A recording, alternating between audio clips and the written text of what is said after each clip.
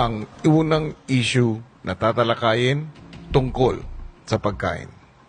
Ang mga magsasalita ay tatayo. Yun nga, sa pagkain. Nakwento nga nila Kuya Binsoy, tapos ni Kuya JM sa akin, yung tungkol sa manok nga po, na yung 80-20 nga, parang ayaw nyo pa ibigay. Kung hindi ko magets bakit. Ang laki na nga nung sa inyo, 20% na lang sa amin, ayaw nyo pa ibigay sa amin yung manok. Alam nyo naman na pinaghirapan namin yun last week. Unang-una, about sa 80-20, yes, napag-usapan namin yun. Kaya hindi namin napagbigyan yung favor nila. Kasi nakaset na kami ng rules. Maybe nabanggit nila ng mga nakasama nyo yung hirap nyo sa chicken. Naintindihan namin yun. Pero kami, hindi nyo alam kung anong pinagdaanan namin para lang makatungtong dito. Pero wala ba kayong konsiderasyon, kahit konti man lang na, ay, 7 sila sa labas, wala silang, may mauulo pa ba sila doon? Nagbotohan kami. And majority sa amin, nag-decide na wag ilabas ang chicken o kahit anumang gamit ang nasa loob ng bahay. Hindi namin alam how you got to that place. Oo nga, hindi namin alam. Why don't you let us know? First of all, why do we need to explain ourselves sa inyo? We don't need to explain anything. Why not? Because, like, if I'm being honest, how will we understand you more when you guys won't explain further? Like, we don't have to explain ourselves because we proved it. Di namin alam how you earned to even come back here in the first place. We need some explanation din kung bakit nandito kayo and why ganun yung trato niyo sa amin. 7 kayong kumakain sa labas. Bakit nakikihatik pa kayo sa pagkain nila? Hindi ba nakakain kayo dito? May choice kayo, dalawa ni Binsoy. Bakit nga ba kami nakikihati pa sa kanila? Sundin yung tanong.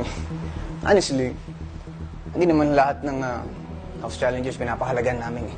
Kaya namin aminin yun. Diba tinitiis na lang namin na sa kabila ng pagtrato nyo, mapanatili namin yung friendship, yung band na nabuo namin ni Binsoy dito sa loob, sa pagitan ng house challenger at sa amin. Mismo dapat mo itanong, bakit kami nagtitiis sumabay sa pagkain sa inyo? Pinupunto mo na wala kaming alam sa mga napagdaanan nyo, sa paghihirap nyo, bakit nandyan kayo sa sitwasyon na yan, bakit nandyan kayo sa pwesto na yan. Yun na yun. I mean, that's it. That's the point. Naging housemate na kayo, alam niyo yung paghihirap sa lahat. Alam niyo yung paghihirap bilang housemate sa ultimong manok. Alam mo yung gano'ng kahirap makuha yung bilang housemates. First of all, hindi yun about sa naging attitude namin. E di sana mas pinaglaban mo. E di sana gumawa ka ng paraan, nakipag-negotiate ka sa amin. Hindi pa ba negotiate yung ginawa na 80-20? 80-20 na nga yung binabasihan eh. Sa totoo, nung time na yon, as in walang-wala na talaga kami. Kaya umabot kami sa point na kailangan na namin ng chicken. Yun lang ba? Sorry.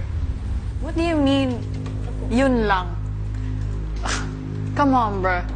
You're inside the house. You have most of the things. You have only shower call. Yun lang, 80%. Di nga new chicken yun, but we were kind enough to offer you the 80% of our hard work. Siguro for you, yung 80% ng chicken na yun, small things. Pero, yeah, dito tayo sa loob, I think that 20% na matatanggap namin is a really big thing na for us. Actually, it's not about the chicken. Oo din. Yeah. Exactly. It's not Yeah. about the chicken. Kami ang may call dito. So kung anong gusto namin, yun ang gagawin namin. That says a lot about your personality. We're confused kasi when we were housemates, fair. As housemates, as fellow housemates, it would be fair.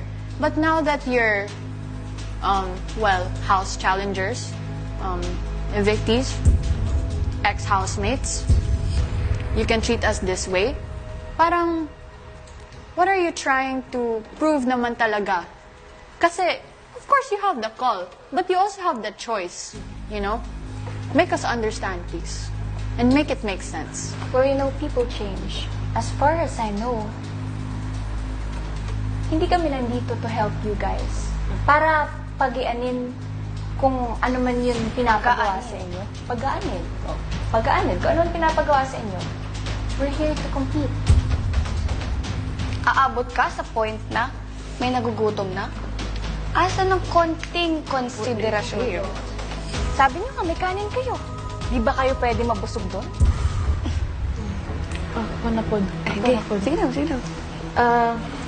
Sa sinabi ni Kuya Pat na nagbotohan, nagkasundo lahat, ang tanong, yun ba talaga ang totoo? Umiiyak ako. Pag ganito ako, talagang nagagalit talaga ako. Ay,